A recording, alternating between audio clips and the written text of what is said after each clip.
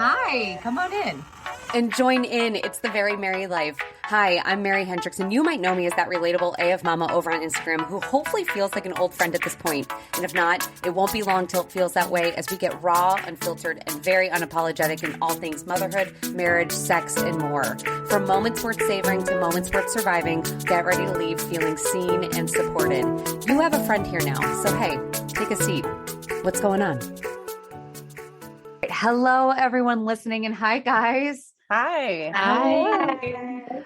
Okay, so today's episode is going to be a very good one. I'm excited for this because it's not just one guest. I have 5 others joining me, and this is more of like a panel discussion, and it's just going to be a ton of fun, and you're going to get a ton of different perspectives. And before we get into any of that, I'm going to have each of the moms that are here joining me introduce themselves, and I'll call off as I see them over here. So Britt, you go first. Like school. Yeah. Do you have a series of questions you want answered? Like, no, just whatever you want to say. Whatever you want to say. Okay. Hi guys. I'm Britt. I'm Britt Hanlon on Instagram. I am a mom of 2 boys, 2 and 4 years old. And so my space on Instagram is really just sharing, like, my tagline is like the good and the wild of boy mom life. I love it. Katie. I'm Katie. I'm a Gemini vegetarian. I like long walks on the beach. No, I'm just kidding. My name's Katie. I'm a mom of 3. I have our oldest is a boy. Our younger 2 are girls. They are 5, almost 4, and 1. And so to say my hands are full is putting it mildly. And I share all about mom life on my Instagram page as well. The ups, the downs, and everything in between, because I think if you neglect the highs or the lows, you're sort of lying to yourself because it's all there. Yeah. So yeah. Awesome. Emily. Hi, I'm Emily, or Take a Minute Mama on Instagram. Mm-hmm. I have 2 girls that are 4 and 2, Penny and Maddie. And very similar to Katie, I just share the real life, the hard shit, the good shit, all of it in between, and mainly focusing lately on mental health and just how important that is for moms. Love it. Jordan. Mm-hmm. Hi, I'm Jordan. I'm a mom of 3, and I am also, just like all of us, just sharing all the highs and lows of motherhood, just trying to keep it honest, keep it real, keep it open. There's no shame in anything when it comes to motherhood. We all experience it. And I just always want to make sure that I'm just very transparent and telling it like it is. Sometimes that's really awesome. And then sometimes it's not so great. We have to admit that. But I have 3 girls. They are basically, I have 3 kids, 3 and under. So we got a lot going on over here as well. I didn't realize they were all 3 and under, Jordan. Yes.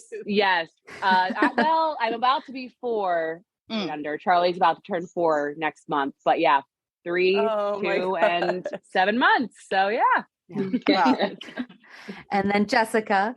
Hi, I'm Jessica. I'm a mom of 4 boys, ages 13, 6, just turned 3 and 1. And my Instagram handle is boho boy mama. And I'm kind of sarcastic. I just share the boy life, and I perv on my partner all the time, and he lets me do it on social media. He's like, "Why did you do that?" I was like, "Just perfect. Let's do this." I love it. So I thought of this, and I really was looking forward to just having you guys come on, because obviously, like, the mental health space on Instagram has definitely taken a uptick lately, and just getting coverage on that. And then also just the postpartum care. And I think we are all familiar with the case lately that happened out of Massachusetts with the mom. And it really just has sparked that conversation, and everyone's aware of all of that. Yeah. Okay. Yeah. And if you're listening, I'm sure you are as well, because I've covered it before. I actually just recently recorded an episode with a therapist this morning who's like big. Emily, she was actually in the article that I know. Yeah. Yeah. So I know. I messaged her and was like, "You read the article with me." Yeah. So it's a big discussion, and I don't want to let it just die off, because that's what happens with these big things, these big events that happen and these terrible tragedies that we should be freaking learning from, and it just doesn't happen. And we kind of ride the wave of talking about it, and then it just slowly dies off. And I'm tired of that. And I think we're all right here doing a really great job with our audiences of just being able to tackle the really hard conversations that all of us are feeling, and just sometimes too afraid to say. And I think that's why I wanted to get a multitude of voices here to kind of share those experiences, because it's nice to hear one person talking about it, but it's even more powerful to hear, we have 6. Everyone. Yeah. We have 6 right here, plus so many more that I'm sure I could have asked to join in, and it could just keep on going. Yeah. I feel like the 6 of us are like tip of the iceberg. Oh yeah. Well, and that's the thing. So in talking about that, so we all have kids of different ages, but they're all pretty young, and we've all gone through all of that. So in terms of, let's just talk about like postpartum support and everything. Do you guys feel like you were adequately supported postpartum from your providers? Let's start there. Providers. No. I'm shaking their head. I'm going to have to record. Okay. And this, obviously, I'm hoping everyone listens. Go check this out on YouTube if you're just listening to this. That way you can watch everyone. But everyone's shaking their head. Well, and that's like the biggest thing is like the postpartum check is the 6 week, it's the 6 week mark. You go there, you get told about your birth control methods. Oh yeah. What birth control would you like? Yeah. That's all they care about. Yeah. That's all you, at least for me, when I've gone in, that's all that's like literally one of the first things that they ask. Oh, well, they asked me that. I went in for my annual and they just asked me that. And I'm at a year. I'm almost at a year of postpartum and no questions, nothing, just what birth control are you doing? And that in itself kind of offended me. And I love my practice too, but it was a new person that I met with. And I was so like annoyed because I was like, no. It's like you're a grown-ass woman. You need birth control if you want to do it. Like you can figure that out. Well, it's more have you gotten your birth control? Well, it's more the taboo, like nature. So Kevin and I use condoms, TMI, we use condoms because I don't want hormonal birth control. I just don't. Amen, sister. I personally just don't want it. And I do not trust the pull-out method. I'm fertile. I'm a fertile myrtle. So I just don't want to test the waters on that. When we've wanted a baby, we've made a baby happen. And that essentially was us removing something, and bing, bang, boom, Haley came. We're very blessed in that that's possible. Yes. But I told the doctor that, and she was like, "Oh, do you need an STD screening?" And I was like, "Ma'am." I was like, "No." I was like so offended by that. I was like, "That's married not people why." can't use condoms. What would you think to ask without it being like? I was like, no. I was like, I guess you don't hear about it often. I mean, I know it's rare. Like, not a lot of people admit to it, but I'm like, I mean, it exists for a reason. Right. Like, I don't know. Because what you're married else to say. doesn't mean you can't. No, I mean, there's more. I'm taking extra precautions here, people, until I can make a final decision as to what we're doing with babies. Then we're. Well, what's funny for me is when I went in with our last I forget all their names, to be quite honest. The third one, I was calling the third one. My provider was like, "All right, well, while we're in there, do you want me to tie your tubes?" I was like, "What?" I was like, "Absolutely not." I'm all, he can do it. It's his turn, And then again, when I had the last one, she's like, "I'm in there," and I'm like, "No, we're good." She's like, "What are you doing for protection?" I was like, "Pull out." Yeah. You'd have to have sex in order to use protection. So we're good. We're good. That's what I know. I don't know if so with our provider, I don't feel like I can say that I felt adequately supported, but I will say I think that all 3 of ours, when we would go in for, I would say up until the kids each turned a year old, at each of our little well child checks, I would fill out a questionnaire for me. So like it was almost like our kids' pediatrician was checking on me, but not a mental health person. It was just a pediatrician, which I guess is good that I suppose if I was answering questions that were like red flags, they would hopefully find me support, but I don't except I was never honest on those.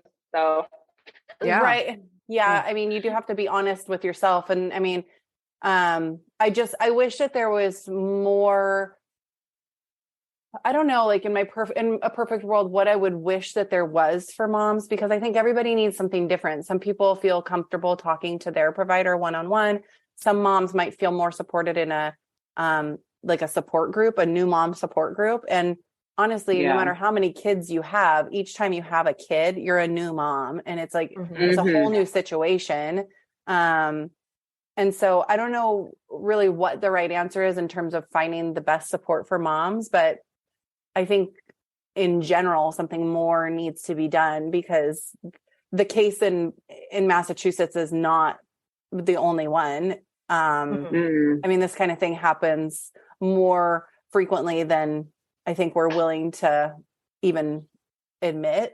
No, well, and that's what made it so unique. And I was talking to the therapist that I had on as a guest this morning, and she really, obviously she was brought into Good Morning America to talk about it, because she took a big stance on it. And a lot of people after the arraignment of this case were like, are you embarrassed now? And she's like, absolutely not, because we don't know anything after the arraignment. We don't know shit. And I got some messages about that when I shared about it, and they were like, well, it's not what you think. And I said, you know what?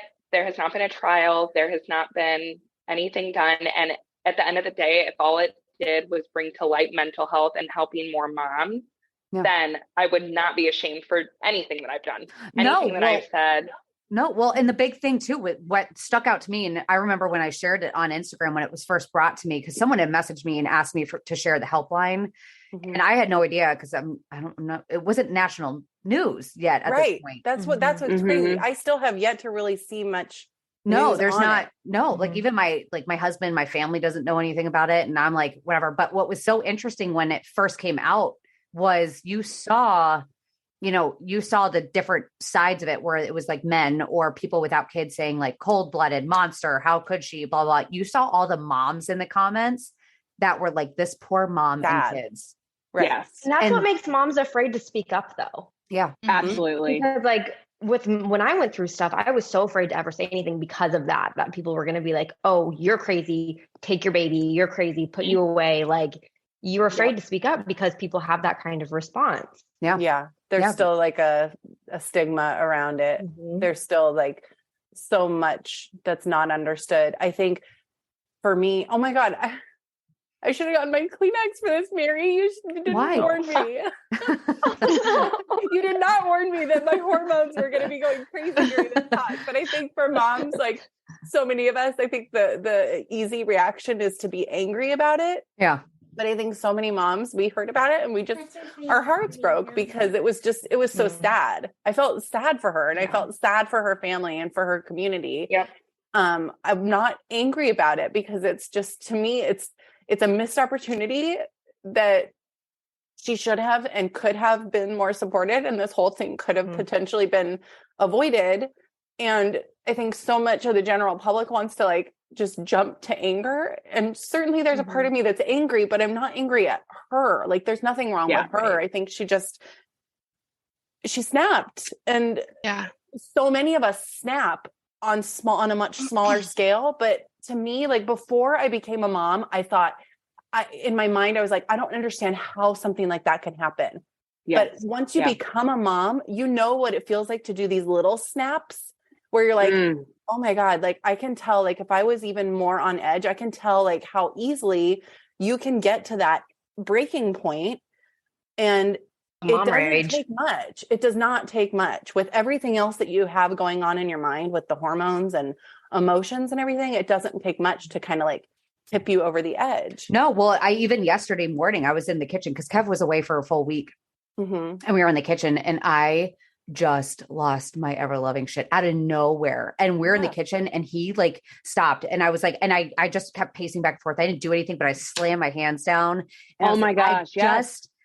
He was like, cause he didn't tell me about something. He like told me, forgot about a date. And that was like, it was like the breaking point for me. Cause I was like, I'm here, that I'm doing everything and I'm proud to do it, but I'm tired. And I just like felt so worn down, and I just, it exploded, but to a point where like, I could almost like watch myself doing it, where I knew that it was like out of my hands. Like it was like out of body a little bit where you're just like, you're like, you out of know, control it.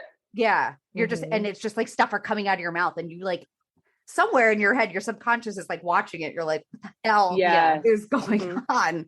But, and it's, if you don't have a space to do that, it comes out in the worst ways, but it's just, I mean, I've talked about mom rage before. I had a window stare at me for 8 weeks because it couldn't get broken, or it got broken and I couldn't fix it right away. But it makes you angry. I mean, the whole thing makes you angry about what happened because it's just. We'll be back after a quick break.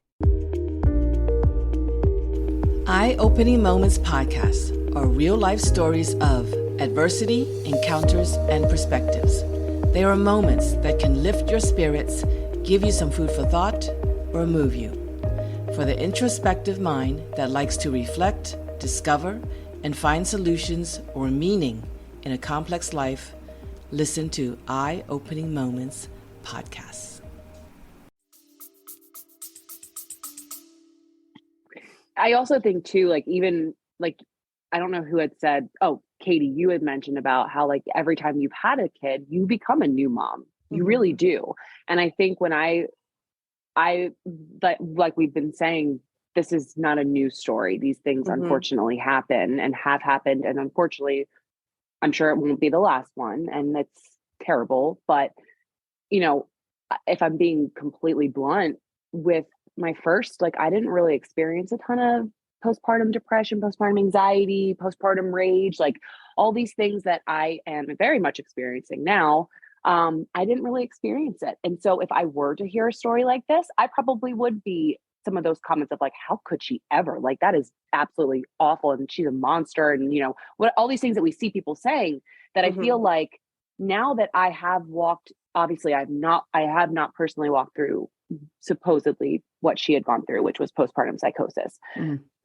I have never experienced that, but I have experienced a lot more mental health things with this postpartum. And I think unless you yourself have experienced to some degree something postpartum related and mental health, you don't understand. And that's what I think is what we're lacking in society, is that understanding of what this actually education means. Of that. Yeah. The education of it. Like, there are literally physical things going on inside of that woman that she does not have control over, and that you don't understand. So yeah, you don't understand. How could you ever do something like that? Because you've never been in that place before. And thank God that you haven't.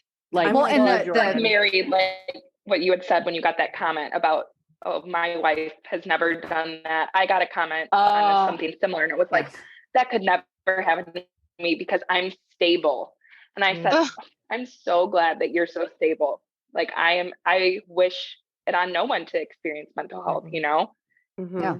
No, well, and that's the thing. Everyone looks at this and they're like, you know, my wife would never, I would never, I would do it. Like, that's awesome. I'm so glad that you have had access to everything that has been able to allow you to feel that way, but not everyone does. And that's why I think this, you know, this case hit, and it's terrible because there was another case of a Black mother who did very similar, I think back in October, or it may have been last year. And a lot of people were like, why wasn't this covered? And I was like, well, it should have been. It should have received the same coverage. That you can look at media for the blame on that one. But also, I think it pointed out something where it was like, it's a white middle-class mother who essentially had it all and she lost her shit. And that right there, I think, is a big marker, because privilege aside, all of that stuff aside, she still got hit with it. Well, here's what I would argue too. I think these people who are commenting, like the comment that came to you, Mary, of like, my wife could never. Yeah. I hope that he's right. I hope that that his wife really, it does feel mentally stable. But here's the thing. I think that there are some women who are able to like hide it better, and they are able to cover it, and they seem like they're handling it pretty well to everybody around them. But inside they feel like they're hanging by a thread. And so I hope that he's right and that she would never, but right? Like how many of us, like everybody comes over and they're like, oh, you're doing so great. And I'm like, oh my God, I feel like I'm drowning. Is it just me? It's like you have no idea what's going on inside my mind. I think I'm crazy, but yes, I have a smiling face. I'm great. Well, that's even with like social media, because I know I have that. I recorded a story on a few days ago. I recorded a story because I was starting off in the morning, and I have it in my drafts because I never shared it. And I just started talking and I just started crying. And I was like, I'm not going to post it because then people are like cringy. And I'm like, I'm going to put on slap on some makeup. And and then I didn't get on for a while the rest of the day because I was like, I don't know how to get on right now. Cause I'm very honest, but I'm like, I don't want to get on, and it's uncomfortable when you get on and too much. Cause you're like, I don't want to tell people that I'm struggling, because then you're constantly getting messages being like, hang in there. And like it's a weird feeling. Like you are, but you also don't want the attention of it, where you're like, okay, I just want to be able to say it, but then not hear anything about it afterwards, type of thing. Right. So, but if you say that, it still doesn't mean anything. Yeah. It's hard. And then you get afraid that it's going to get held against you. And that's a big thing too. It's like, I don't know. I don't know. That's a fear. It's like, it's a fear of being held against you for some reason. Well, I'm sure you all experience it too, but it seems like, I mean, I'm so guilty of it. I was the first one to cry today. Shocker. Anybody who knows me or has been following me for a while probably knew that was going to happen. But I've had those days where I show up in stories and all of a sudden I'm crying over something. And I'm like, oh my God, like I was coming on here to just talk about it's been chaos lately. And all of a sudden I'm in tears, but it's shocking to me when I do have those moments and I do press the share to stories button, which sometimes takes a little bit of a kick in the pants to do. But when I do, it's always shocking to me how many moms I hear from. It'll be in the dozens, if not hundreds of moms that are like, I've been feeling the same way. And I feel like I'm the only one. And I feel like when I log onto social media, everybody looks like they have their shit together. And I'm the only one who feels like I'm drowning. And so for the average mom in the middle of the country, who's, the average Jane is I think it's comforting for them to see people that are struggling. It makes them feel like, okay, maybe there's nothing wrong with me. It's just that this is how it is. And it always surprises me how many moms I hear from in those moments of, I'm struggling too. And whatever scenario I'm describing, they're like, this sounds like my life to a T. Yeah. I had, but then sorry, go ahead. Sorry. No, I was going to say, go ahead. You go. Mary. No, you go. I was just going to say that, but then you get those creators out there, and I don't want to like shame anybody, but the ones who shame like the honest moms who it's like, how dare you like complain about your kids and this and that. And then like these people who might really be struggling are seeing those moms saying that, where it's like, oh, everything needs to be perfect. And like, how dare these other people talk about how things are hard. And then they stuck like in this, like, which should I feel? What is okay? And it's like, I just wish that more people were like, it's not that you hate your kids or you hate motherhood, but like, what's the problem with being honest? Because nobody's is perfect. I'm sorry. I'm kind of wondering if you're thinking of the same creator that recently, or that did something a little while ago, but I'm not going to say her name, but I have a feeling there was one. Can we stay on after this? Yeah. Yes, please. Yeah. Cause there was one, there was one that really rattled a lot of, and she's big. She's like in the 200, 250 or beyond. And she did one, and she did a reel where she basically was doing reasons as to why you need to stop complaining about, or how she doesn't relate to moms who complain about motherhood. And it was all different reasons about, like she wanted these kids. Like, why would I act like this is a nightmare when this is a blessing? Like, it was like reasons, which I get, like, trust me, I get it. But also, like, there needs to be room. And one thing I actually asked the guest this morning when I was talking, because I had another friend of mine that I met on social media. She was so upset because she was in a group of girls, and one girl that she's been friendly with, and I actually know her because it's in New Jersey and she lives a little bit south of me. She had said that this friend just basically brought her out to lunch and said, I don't want to be friends anymore because you're too negative. And she said, I get encouraged to share, the hardships. And she said, I'm struggling. She said, I'm struggling. And I got basically told that I'm too negative. And I'd said, where's the fine line between share your truth but protect your peace, because that's also something we're always preaching to people is protect your peace. But then also share your hardships. Like there's a fine line, and it's hard to figure out. And it was good chat this morning. The therapist just said you have to find your people, because you'll realize who it is, because those who stray away from the hard conversations aren't your safe spot. Right. And that's the big thing that you have to do, especially if you're listening and you're here on social media. Find your safe spots. Find your safe accounts that you can follow. And the ones that skirt past all that stuff probably aren't it. Yeah. Nope. It's different than being positive versus saying like, they should not be saying these things. You should not complain. Like there's a difference there. Yeah. I feel like is just targeting. I always say that like the two are not mutually exclusive. You just because you acknowledge that it's really hard and you're struggling and you're having a bad day or a bad week or a bad month or whatever it is, does not mean that you don't love your kids and you still want them around. You just, the two, they go hand in hand. The same could be said about like something as generic as buying a house. You want to live in a house, you want to own your own house, but then you have all the right, exactly. So all of that goes along. So like you can't complain about like, oh, we had a leak and now we have to fix it. Oh, well, do you don't want your house? It's for some reason, motherhood holds this separate like expectation that we have to always acknowledge that our children are the light of our lives, and they are, but at the same time, they're little a-holes sometimes. We need them on the other side of the locked door. Yeah. Well, it's like the only job where you can't complain about it. Any other job, you could sit down and BS about it and complain and it'd be fine. But when you sit down and if you're complaining about motherhood, you don't love your kids, you're not a good mom, aren't you thankful for them? Well, and it's, I always get tripped up by that, because I'm like, do we not realize that motherhood is the hardest, literally, if you really think about what motherhood is, and I've said this before, you are quite literally birthing a human being. It's not like I just sneezed and had a child that's like cute and smiling. Like I'm creating something that will one day, hopefully, God willing, live way past my time. Like I will be gone and they will keep going and they will keep creating more and more of a legacy. And you could say that, but like change, like that's a big thing. Like you want to think of all important people in the world. They were born, they were born and they were raised. That's not something that's not something subtle. It's not something minor where it should be hard. Like I would be concerned if it wasn't. Right.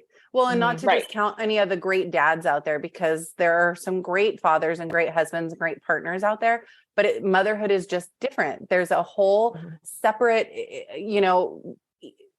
unless you're talking about somebody who had a surrogate or something like that. I think motherhood still has its own sort of difficulties that are different than fatherhood and parenthood in general, that for moms, like for me, at least, like I spent 9 months carrying our children and then another year breastfeeding them.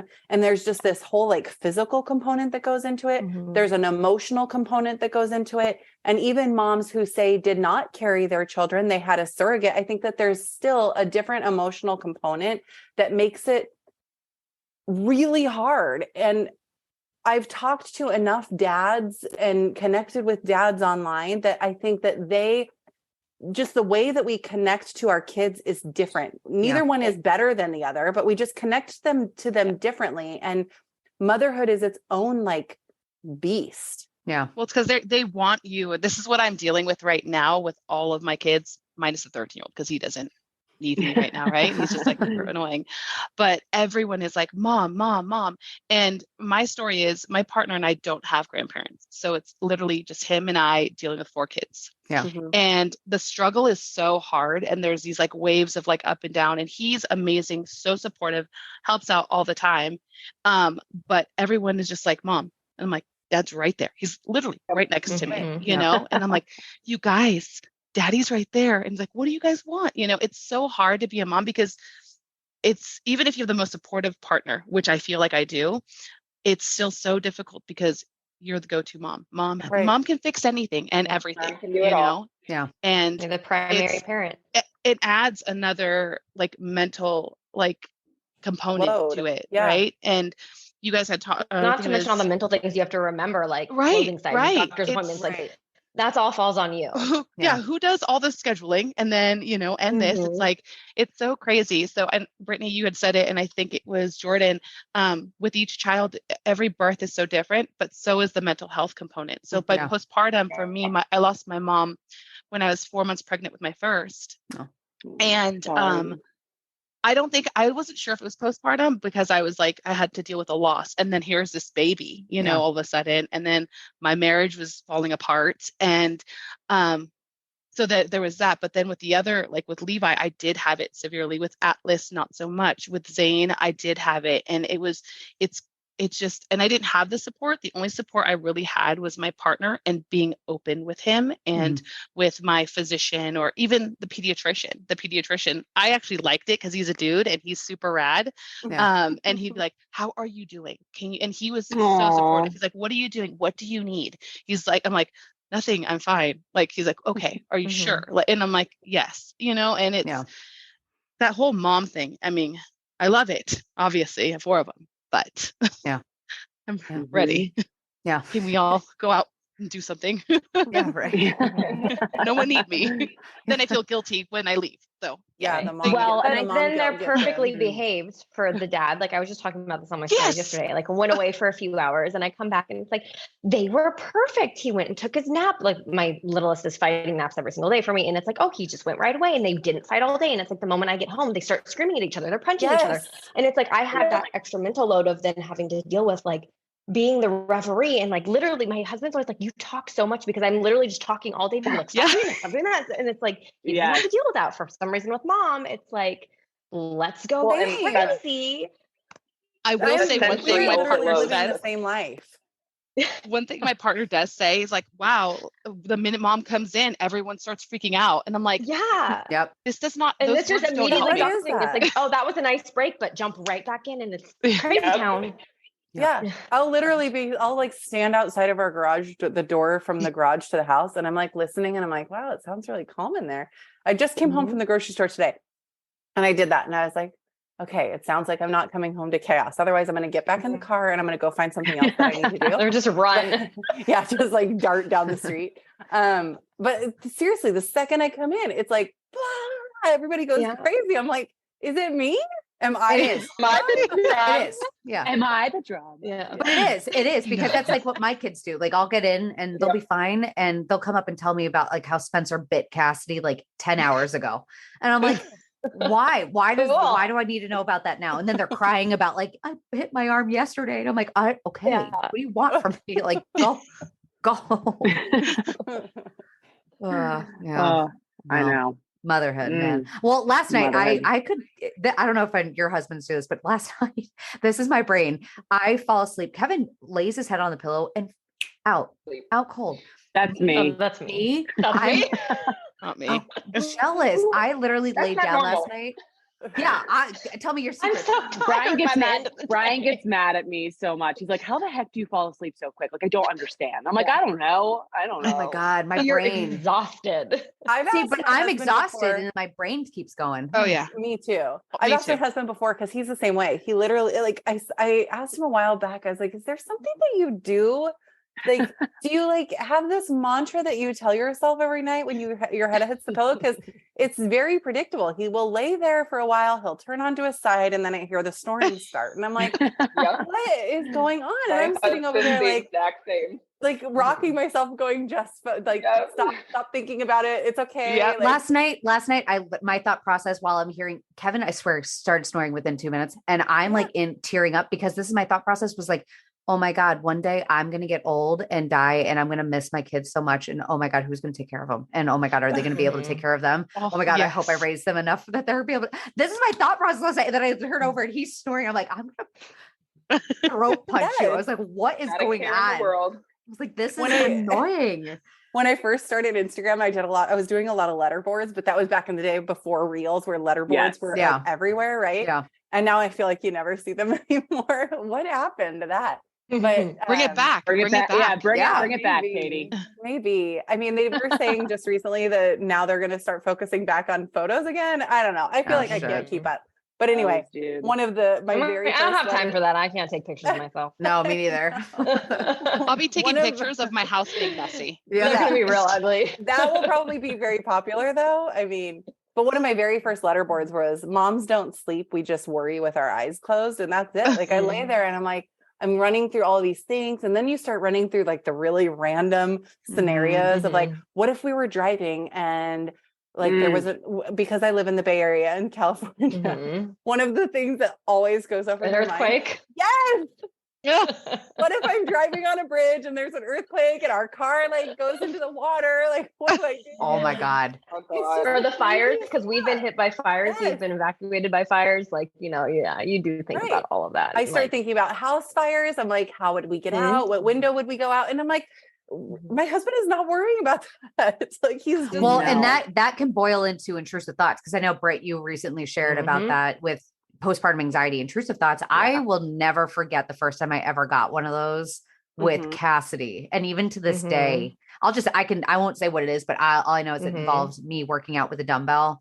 And I can't even like fully get like I can't say it out loud because it makes me nauseous, but I'll never forget. I'll never forget it. Yeah. And I remember just thinking, I had so many, and I had no idea it was a thing because when I would go to my postpartum checks, it's like a 5-question questionnaire, super basic, doesn't say anything like that. I had never heard of that. And so I'm thinking I'm literally going crazy. I had heard of postpartum psychosis and I'm like, is that what I have? I have all these thoughts in my mind that are so horrendous. Like I was like, how could I possibly be thinking these things? And literally thought that I was like, if I said something, they're going to be like, you can't take care of your child. And I was like afraid to be alone with him because I was like, what if I'm like one of those moms you'd heard of this? I had that fear even while I was pregnant before he even came. What if I'm one of those moms who snaps? Like it was an ongoing fear of mine. And so I didn't want to speak up because I had never heard of it before. Yeah. And it's like, thank God now people are talking more about it. And I know now like, oh, okay, this has a name. This is a thing. It is different than postpartum psychosis. It does not mean you're going to act on these thoughts. Like it was very scary though. And like, I wish that there was more information out there when I went through it. Well, and the girl that I had on as a guest this morning, because the same one that was in the article with you, Emily, she recently, it's at 2.8 million. And we were talking about it because she did a TikTok and I think it's also a reel about intrusive thoughts. And so she said common intrusive thoughts as a new mom. And she just went through the list. So what if I threw the baby over the balcony? I should just leave the car seat. I should just leave the car seat unbuckled. What if I hit the baby's head on this corner? What if I held the baby too long underwater? The baby would be better off without me. Am I having sexual thoughts about the baby? What if I stab the baby with this kitchen knife? Should I leave the baby alone in the car overnight? And she said it wasn't her thoughts. She's a therapist. So she just took the ones that she's been hearing. And the people that it did so well. And the reason why she was involved in the article was because she voiced what so many people are thinking. And she said, but the bullying that has come in on this is they're like, I'm going to report you to CPS and I'm going to whatever. And she said, what kills me, and she was telling me this morning, she said, what kills me is like, that shit I don't care about because I'm not saying this through the lens of me. She said, so go ahead, have fun. But she said, what troubles me is like, I'm so glad that moms are seeing this and they're like, oh, thank God. Like I'm not going nuts. But she said, but then there are moms that are coming through and saying, I'm going to call CPS on you, or they're like, I'm not going nuts, but if I say it. Right. I think what people need to understand, and I think that I hope that more therapists, more psychologists start speaking out on this, is that these intrusive thoughts, the mom anxiety and everything else that surrounds postpartum depression, postpartum anxiety, postpartum psychosis, all of this, it doesn't stem from you actually wanting to hurt your children. It stems from something else. It stems from stress, feeling lack of support. It stems from, anxiety that then postpartum anxiety takes its hold, and it doesn't, the moms don't want to actually harm their children. Right. Like Mary, you didn't want to break the window. You just did because you snapped, and it was a snap reaction, and bad things happen. And I think that it's so easy to demonize moms who do struggle with their mental health, that there's something wrong with them, and that they're not, they're unfit mothers. And it's just that they're not receiving the adequate mental health support to help them process all this new stuff that comes along with being a mom, or being a mom of 2, or being a mom of 3. And like, it keeps going down the chain with each and every kid that you add to the mix. Yeah. Well, and I know with like, so intrusive thoughts, because I actually, after I had Cassidy and that first one ever popped in, I remember doing like actual research on it, and I was so relieved when I found out. So a lot of it is, it's obviously protection. So your mom bear. So you have to, it's fight or flight type of thing. It's our anxiety to weighing out the risk. So you're trying to figure out the risk analysis essentially on anything. So you're trying to best prepare yourself, and our brain is in hyperdrive to best protect our kids. So in a situation, like if an earthquake happens on a bridge, like what happens if I trip and fall down the stairs? How am I going to protect the baby? What happens if so-and-so happens? That type of thing. Another one is postpartum OCD, which is with anxiety. So intrusive thoughts too. Yeah. And that goes with intrusive thoughts, because it's like, what if I this is terrible. What if I stab the baby with a fork? Then what would happen? The baby would cry. Then the baby would bleed. Then the baby would do whatever. And it sounds so messed up, because we're not trying to do it. It's your brain trying to organize the actions. And that's the OCD portion of it, in order to best figure out how you would react. Essentially, how you would deal with it's like preparing yourself. Right. Yes. Yeah. So it's a protection thing, and it's in way hyperdrive and whatever. And it's just, it kind of relieved me when I found that. And what I do now, like I know with intrusive thoughts, whenever they come in, I always take a second, because they make me freaking nauseous. Like I get sick to my stomach when they happen, and I have to stop. And I'm just like, okay, thank you. Like, thank you for protecting me, but up and get out of here. Yeah. Let it pass. Yeah. You just have to like tell yourself it's just a thought. I'm not going to do it. Exactly. And it's not, it's there as a warning, not because I actually want to do it. And then you just move on. But that's what I didn't know when it was happening. So it's like, I would focus on them, and I was so distressed all day long. It was like, it consumed me, and I had so much anxiety about it, because I didn't know this was just a thought. I was like, what's wrong with me? But then once I finally researched it, I learned, like, if these thoughts are distressing to you, then it's an intrusive thought. Like, it doesn't mean you're going to act. It's literally just a thought, and you have to learn to like any other thought, let them pass. And I realized I actually have had them my whole life. Like, I've had ones where it's like, oh, I'm driving. What if I swerve my car into the, other into a person lane? that's and walking, or like if you see someone driving, you're like, what if I just run them over? Like, it's so fucked up, but you think about it. Like, it goes through your mind. Yeah. And I realized that I had those before I ever was postpartum, but then something about the hormones or whatever, like, made them go into hyperdrive. And of course, with your child in it, it's like way worse. Well, and I think a big portion, I remember I had a friend in college who dealt with that. She was like freaking out, because she's like, something's wrong with me. And we were like open enough to talk about it. I was like, I remember just laughing about it, because I was like, it's not wrong. I was like, and I remember just being like, it's not a big deal. It's like, because you know that life can change. Like, I remember having those and being like, because you can literally change your life like that in a second. Like literally I could go downstairs and go create a hell for my world, and I could change that type of thing. And it's terrifying when you think about it, but you're like, I think that's why these thoughts also occur, because we as moms, we know that, like, we know that our lives hang on a thread sometimes. Like, we feel that. And it's just, especially with our kids, like, people say it all the time, it's your heart walking around outside your body. Like, it literally is. So it's only natural to kind of picture every worst case scenario in order to make sure that crap doesn't happen.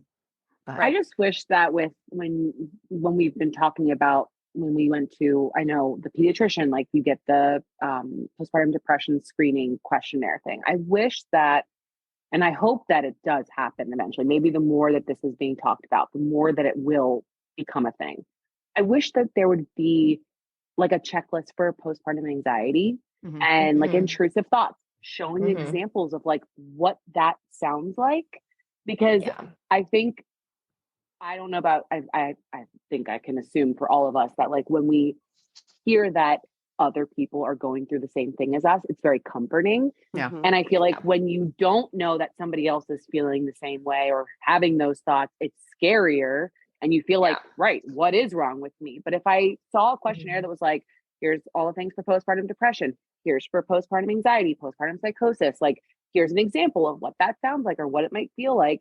I feel like that would be so helpful. That would that would make me feel like, oh, okay, so maybe I'm feeling like this, and that other women experience this. This is comforting. It's like weird to be comforted that other people are experiencing like things like that, but it is comforting to know that you're not alone. I mean, so I feel like hope. Yeah.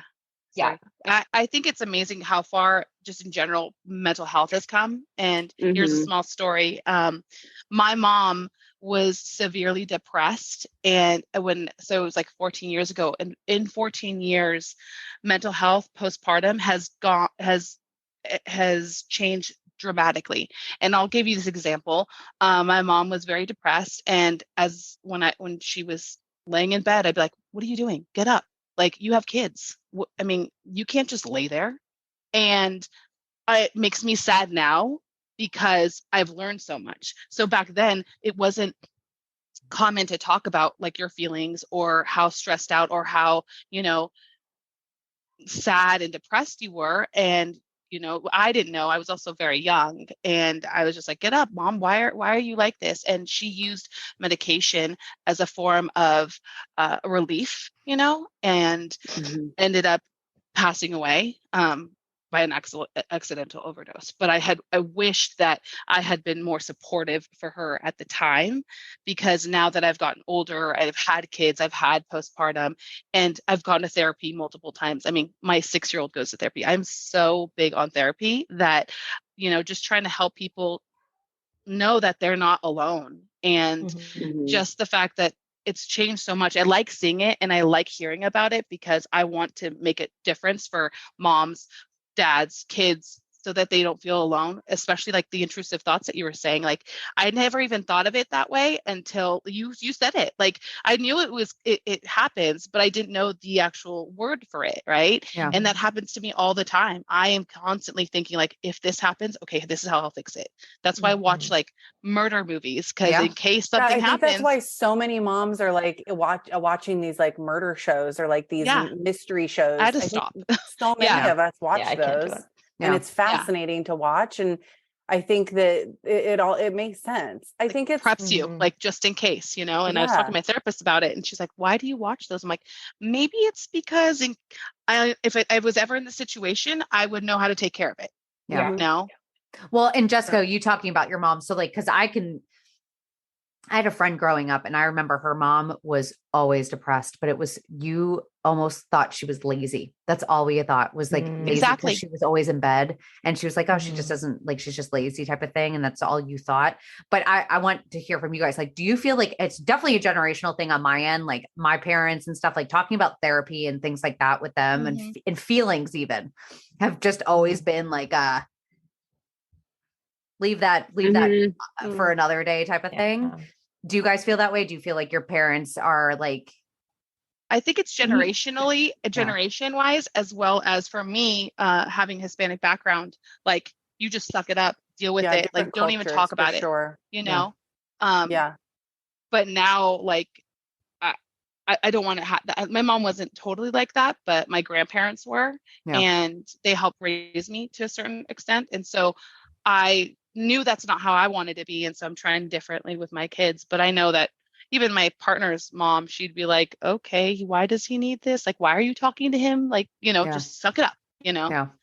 And I think even in my family, you want to go ahead? No. I want to hear from you.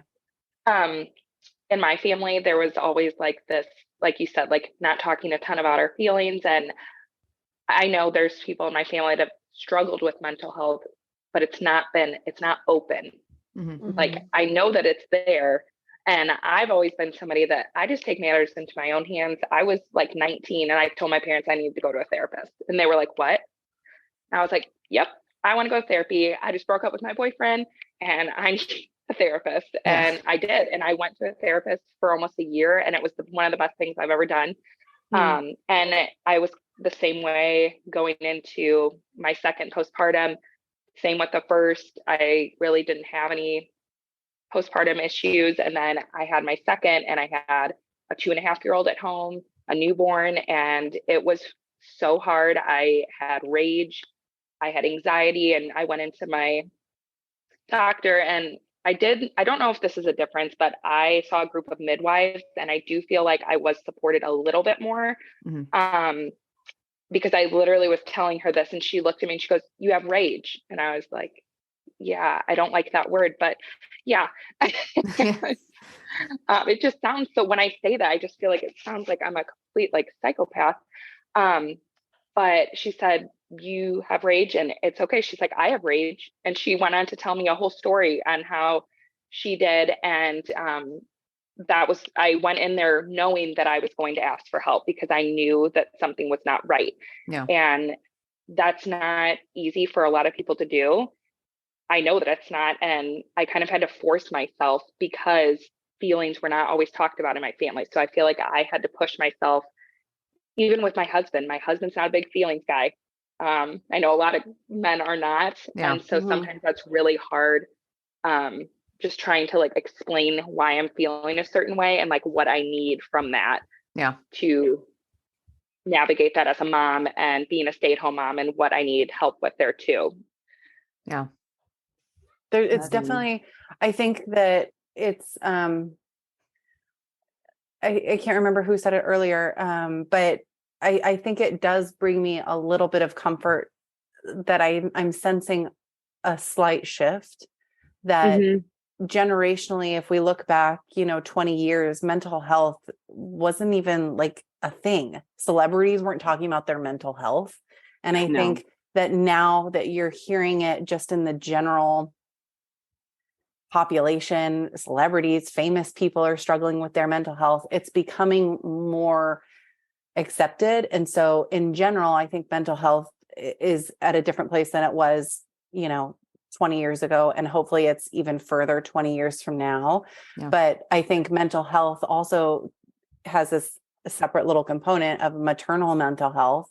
And hopefully that continues and that becomes a sort of a similar talking point, but a separate talking point, because as moms who struggle with mental health, I think that it's its own monster separate from maybe a non-parent or somebody who has much older kids struggling with their mental health, or a young person, or whatever it might be. But is it possible?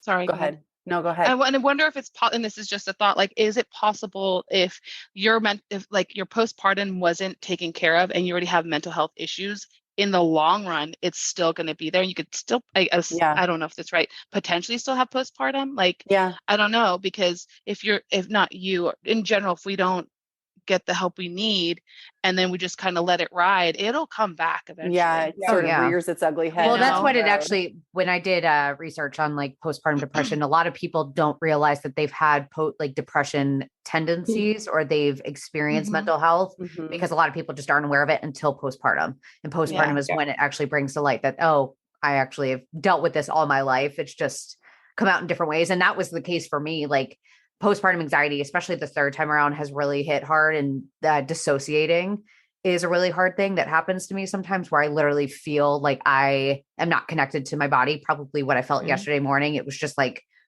I'm completely not even there. And it's very frustrating. Such a weird feeling too. I've had that. Yeah. It is. It's like, you're either floating. For me, it either feels like my feet are literally like I'm levitating off the floor, or I'm moving really fast.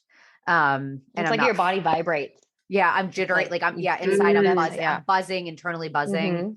But I used to do that when I was a kid, and I didn't ever recognize it until I could actually like tangibly put something on it. But I remember being a kid in my bedroom, and I don't know why, I can't remember like what would have sparked it, but I remember having like anxiety moments of being like, I'm moving really fast. I remember not being able to like fully get I couldn't like get my shit together, essentially. Like, it couldn't come togetn't. And I remember going downstairs to my mom and like asking her to scratch my back, because and sit next to her. And I remember crying because I couldn't stop it. And I couldn't whatever. And I couldn't even tangibly like say what was happening to me. But now looking back, and I'm like, oh, I was probably having a panic attack. Like, I probably just didn't know what that was.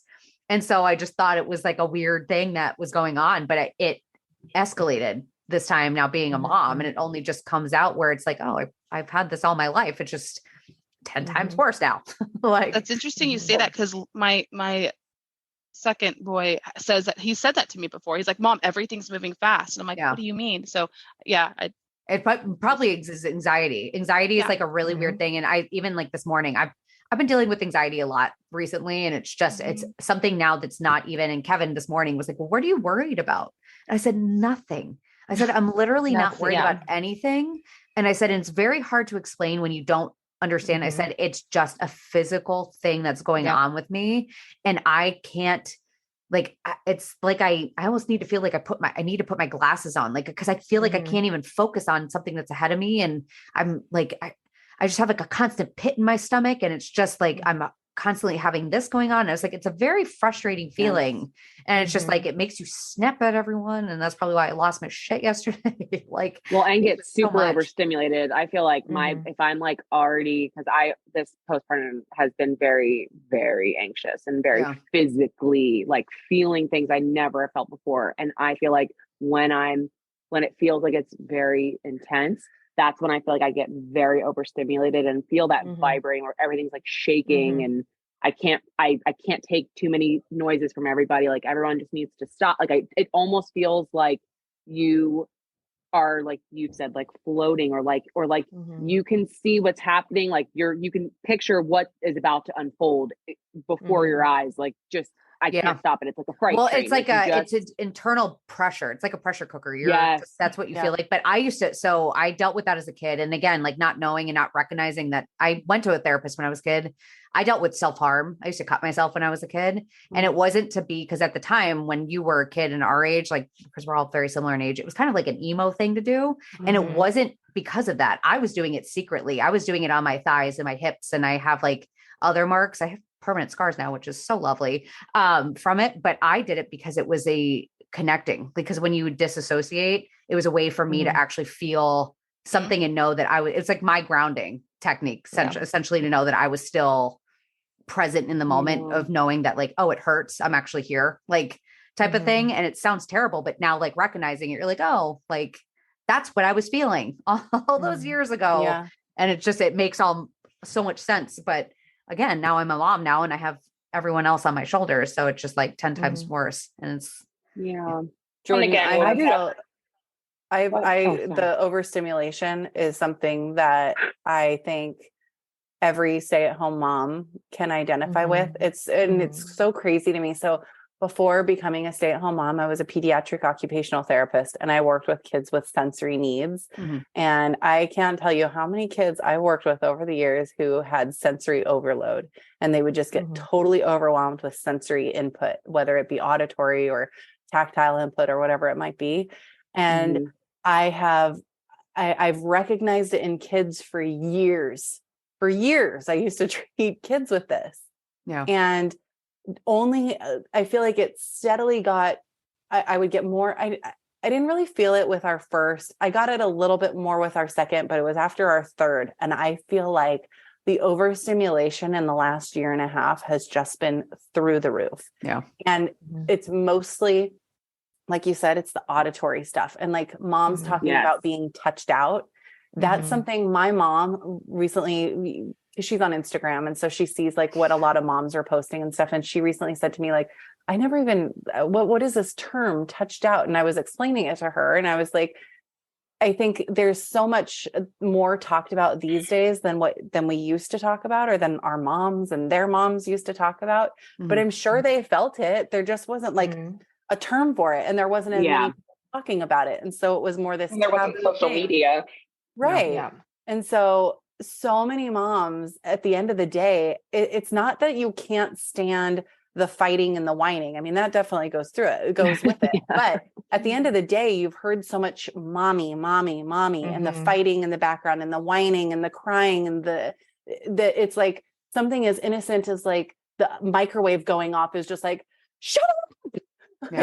Or just the dog. Like I've seen so many moms the dog hearing like the dog licking themselves is just like like it's innocent little noises that by the end of the day your threshold is like up to here. You're just like, enough is enough. I can't stand somebody even like laughing in the background, just like enough, everybody just be quiet. And then last thing you need is somebody to like come and talk, like touch you. Well, pro tip, if you guys, because you guys all have little kids, You remember the show Little Bear from love Little Bear. Yep.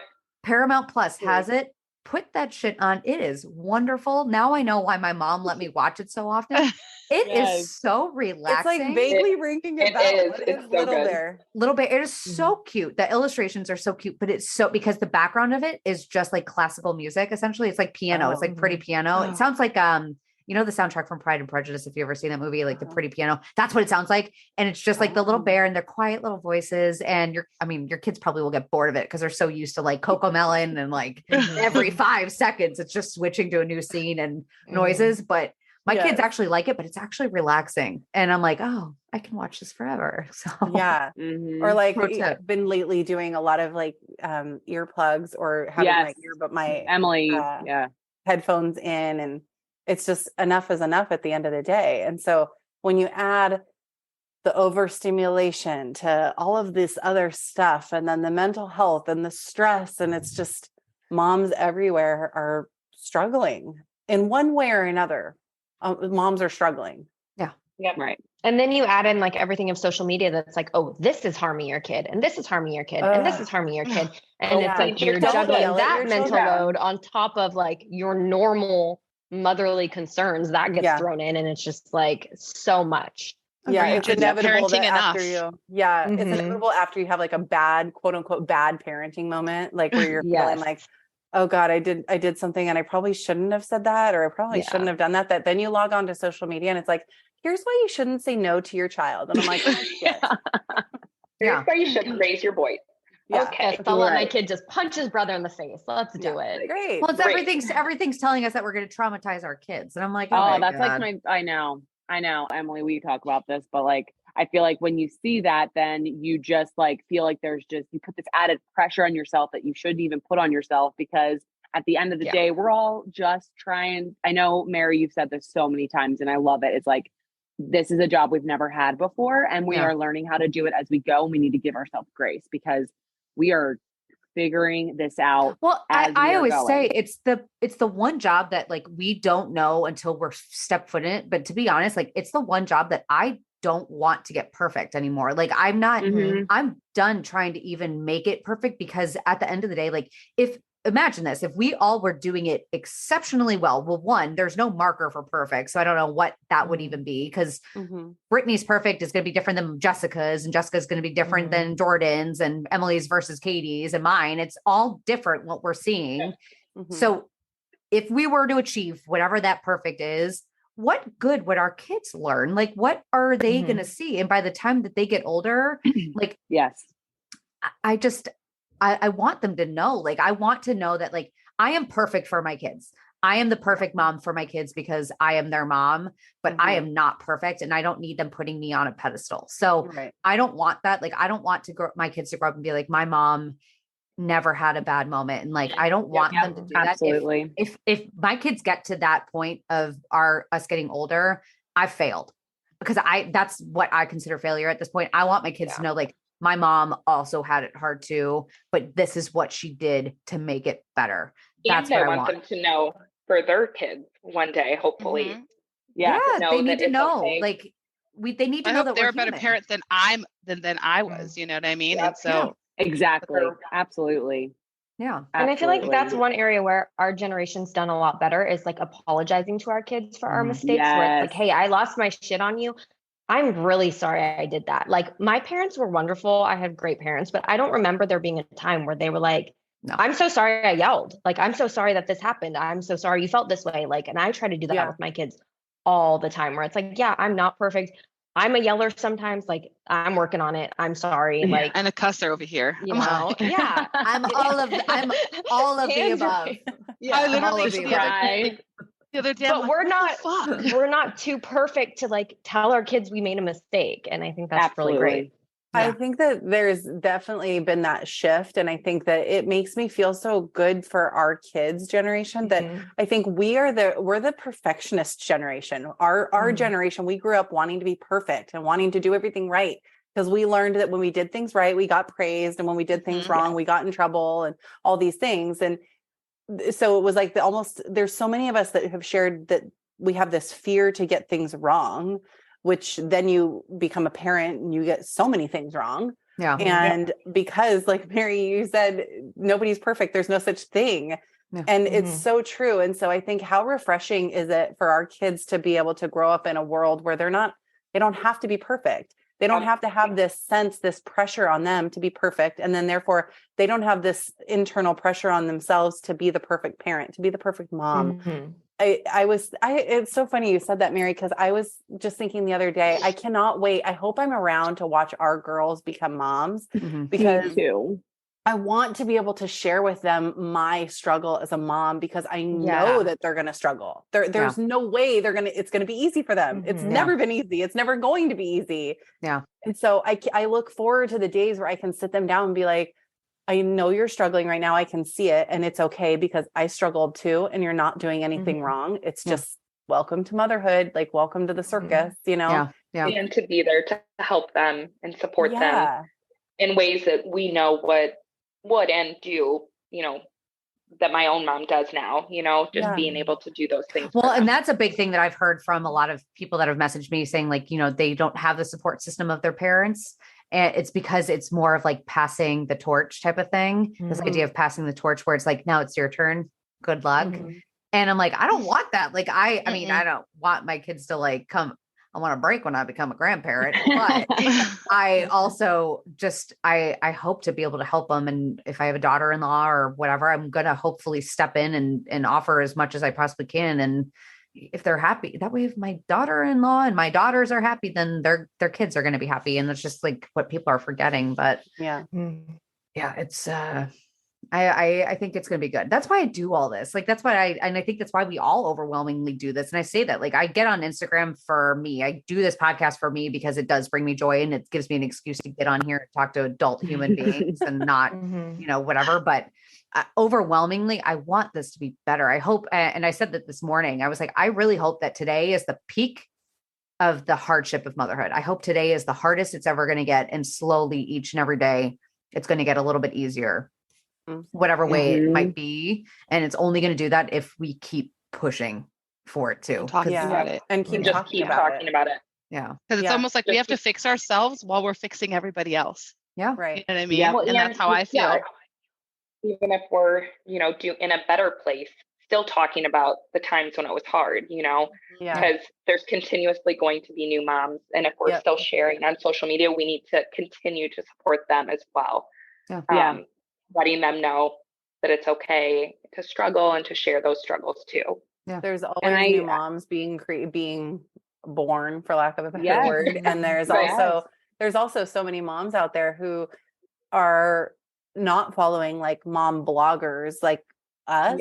And I every once in a while I'll get a message from somebody being like, I've just recently found you, and I can't believe that like you're sharing about this. And like, they're all just following their friends and family. And so then they stumble upon people like us, and they're like, oh my God, this is part of this conversation. And as much as I'm sure, as far as our reach goes between the six of us, I think that there's millions of moms that we're not reaching. That I think would be happy to stumble upon moms who are talking about these things, because everybody deals with it from one degree to another, you know. Some moms struggle more, some moms struggle less, but somebody, no matter what, motherhood is hard. Well, and people are comparing. I think the comparison game is there, but a lot of people are now comparing their struggles, where they're like, well, I'm a stay-at-home mom and I see a working mom and I can't complain, or a working mom can't complain. And I'm like, well, no, we can have parallel struggles. Well, there's parallel struggles. Like, what might be easy for me might be really hard for you. What might be really hard for you might be really, like, or vice versa. It's all relative. It doesn't matter. It's all relative. If it's hard for you, it's hard for you. And that's what we're getting caught up in, and being like, I've had moms tell me like, well, you know, it's so hard with one. And they're like, but you have four. I can't complain. And I was like, it's okay. Your one might be really hard. It's all, you know, it's all relative. Yes. Your struggle might be really hard for you. And that's fine. I get those messages all the time. And I'm like, no, you have to know that like when I had one, it was really hard Yeah. too. It was Yeah. hard for me. Mhm. Right now, one sounds easy because it's relative to 3. It's easier Right. for me. Yeah. But Right. back in the day when I had one, I remember thinking, oh my God, how do people have more than one child? I Because know. Exactly. Yeah. Yeah. I just keep on having them so they can play with each other. Just kidding. Yeah. And then No more mine parenting. fight. Working because mine just don't fight. say that because people will come and fight you for that. I mean, No, I say that all the time. Oh my gosh. No, I I said that to real. Spencer the other day because Spencer came up. He's like, "Mommy, come play." I was like, "No." I was like, "I'm trying That's to why do you have something." sisters. That's why I said I had Cassidy. You have Cassidy. Go find her. And he was like, "I don't want to." And I was like, "Come on." I made a I'm reel on teasing. that one time and somebody came after me. I was like, wait a minute. Wait, so we didn't have kids so they could do the chores? Well, because Yeah. no, because there's people out there that think that you have to literally like surround your child at all times and play with them at every Yeah. freaking second. I've covered that Mhm. before too. It's like I don't like to play Yeah. with my kids. I Yeah, won't. and that's okay. I don't want Well, to. and I think, right. And I think that's too, I think I'm hoping that I think where we're at in us as moms and in a society is what we're trying to work towards is supporting and being open and honest about mental health and maternal mental health specifically. But what we all just really want is someone who just isn't going to judge you, who's not going to Yeah. make you feel bad for Absolutely. feeling a certain way. And I think that's what I love about, especially obviously, you know, you guys, I've seen what you share and what you talk about, and you never come across as judging or making someone feel bad about feeling a certain way. It's almost like, you know, I know the term normalizing is being thrown around a lot, but like, let's just all just know that everybody's struggles are different. It's going to look different. It's going to feel different for other people. And to know that if someone speaks up, to not feel judged is, I think when I had done a reel about like a mom friend and like what you would want. And I cannot tell you how many comments were, I just want someone to just not judge me for when I'm sharing that I'm struggling. And I think that's something I'm hoping as we are going through this and learning ourselves that will become a normal thing. Like, listen, we're moms, you know, it's okay. Well, Like, we're it's all okay. Yeah. We are all different. We all parent differently. We're all Yes. different personalities. And so of course we're not all going to be the same person. And of course we're going to raise our kids differently, but that doesn't mean that we have to judge everybody for being different than us and push our feelings on other people. Obviously, Yeah. if somebody wants to know that, you know, I love sharing my experiences to help other people. You know, that's a good Right. thing to do, to share your stories. But, you know, at the end of the day, we're our own mom, our own person, and we're raising our kids the best that we feel we need to do. Yeah. I Yeah, and the appreciate other the different thing- perspectives too, though. Like, you know, Absolutely. someone Yeah. does something way different than I do. And I'm like, okay, maybe I wouldn't do that, but it's good to know, you know. Yeah. My kid's 6 Mhm. and he was begging me for a Switch because his older brother has one, a Nintendo Switch. And I was like, he's like, come on, mom, please. My friend who's 6 has one. And I was like, you know what? That's good for your friend. And that's maybe what they do in their home. But right now, we're not going to have one just yet. Yeah. Like, Mhm. it's not a bad thing. He's like, is that bad? I'm like, no, not bad at all. Like, everyone's different. Yeah. You know? Right. It's our preferences, and it's not a bad thing. It's just different. And that's, I Yeah. did that. I did a podcast episode on that. And I actually had people in my stories and said, what's a good mom and what's a bad mom? Yes. And good mom, Yes. at the end of the day, overwhelmingly, what's a good mom? It's a mom that shows up. Yeah. That's it. A bad mom Preach it. is, and bad mom for answers with that was very specific. It was like very personal projection. So just anyone that calls it, it's always a projection. So it was like a mom that does drugs, a mom that skipped out on a recital. Like it was very like personal, where you could tell it boiled down to personal They're experiences. talking about their experience. Yeah, of what, you know, they rated someone to be. And it was like a mom that doesn't do her research, a mom that doesn't buckle her child into the car seat the right way, a mom that it just went through the list. But overwhelmingly also what came through, which I think all of us can agree on, is a mom that knows what's best for her kid and doesn't give a shit and purposely neglects their kid. Like that's purposely neglecting or abusing. That we can all agree on. That's not good. But no one is aiming to do that. Like no majority of us are not aiming to do that. We are just trying to keep our sanity. And I personally, I think sanity trumps everything else. Yeah. I think the mental health. There's a quote. Yeah. No, go ahead and finish. No, you go ahead. You laugh. I was just going to say, there's a quote that I really love that always gets me through the bad days. That's bad moms don't worry about being bad moms. Yeah. I was just going to love say, that. I get messages from moms a bunch that who will say, I'm worried I'm messing them up. I'm worried that I'm a bad mom and blah, blah, blah. And I'm like, just the sheer fact that you're thinking about that. Yeah. I know that you're not a bad mom because You're you actually doing it. care. You're worried that like, am I doing this right? And I'm like, if you're wondering if you're doing it right, you're doing it right. Yeah. Mhm. Yep. Exactly. And at the end of the day, like our kids, again, they're humans. They're going to grow up and they're going to make their own choices and they're going to have their own thoughts and feelings. And it's not always going to be a direct reflection on us. And I think that's a big thing that us moms worry about too. It's just like we internalize everything. So when the time comes and our kids, if they grow up, I can't control what they like. And if one of those things that they don't like is me, then I love you. Fine. Bye. I did Yeah. what I could, but it's like, Yeah. we can't take everything that we've done and, internalize that either. I think moms put a lot of pressure on ourselves for that. Like we do our best. And I think the other hidden thing that a lot of moms compare themselves to who they see online or the neighbor next door or the mom at pickup who has herself all put together, and you roll up and you're like, 5-day-old, not wash hair and sweats. I think there's this invisible thing of what kind of support each mom has, whether that be in a partner, in-laws, babysitter, a live-in nanny, whatever it might be. Everybody has a different support system, and some moms are more supported than others. There are single moms doing it all by themselves versus moms who have, a live-in nanny and a partner that's there and in-laws that help. And I think it's so hard to not compare ourselves, but to try not to compare yourself to a mom who you don't know what her support system might look like, and to not be too hard on yourself because you might not have as many supports as that other mom who looks so much more put together. It's not that she's a better mom or she spends her time more wisely and maybe doesn't watch as much Bravo. That's me. I'm the Bravo mom. I love Bravo. But I think it's so easy for ourselves.